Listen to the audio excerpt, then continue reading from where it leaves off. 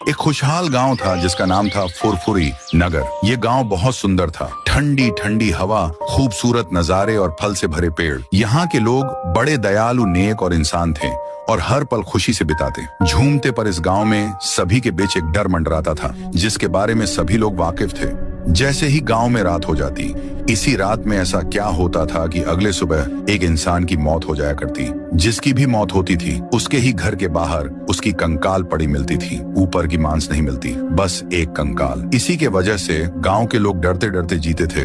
लोगों ने कई बार मंत्री या मुखिया जी से इसकी शिकायत रो रो कर करते, पर मंत्री भी कुछ ना कुछ करेंगे बोलकर अपने कार में बैठकर वहां से चले जाते। लोगों के बीच मायूसी सी छा जाती थी।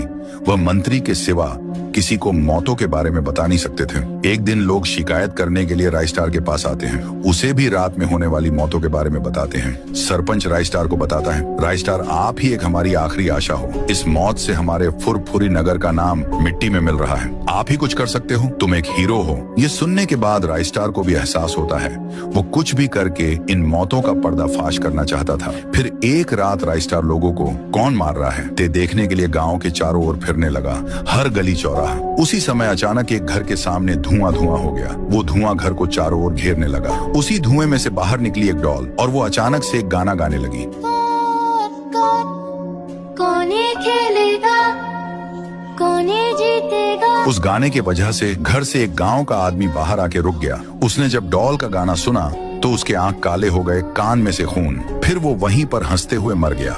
यही सब रायस्टार दूर से देख उसकी रूह कांप उठती है। अचानक वह डॉल लाश के आसपास धुआं करने लगती है। फिर पूरा धुआं हो जाता। डॉल लाश को लेकर चली जाती है। रायस्टार भी दिल थाम के अंदर घुस जाता है। दूसरी तरफ वह डॉल वो लाश टुंग टुंग साहिर को लाकर देती है। टुंग टुंग साहुर खुश होकर डॉल को कहता है, शाबाश, ऐसे ही मेरे लिए लाश लेकर आओ। मैं जल्द ही एक पावरफुल इंसान बन जाऊंगा और पूरी दुनिया पर राज करूंगा राज। ये कहकर टुंग टुंग साहुर उस लाश को अपने दांत से फाड़ के पूरा खून चूस के पीने लगता है। टुंग टुंग उसके पूरे मांस को खा के कहता है। उसी समय धुएं में से सबका चहीता रायस्टार बाहर निकलता है और गुस्से से कहता है, लोगों को मार के खुशी मना रहे हो, उसी खुशी को मिटाने के लिए मैं आया हूँ। ये कहते से ही डॉल आजू बाजू धुआं कर देती। फिर रायस्टार गुस्से से हाथ में बड़ी सी चाकू लेकर घुसता है। उसके बाद रायस्टार टुंग टुंग और डॉल के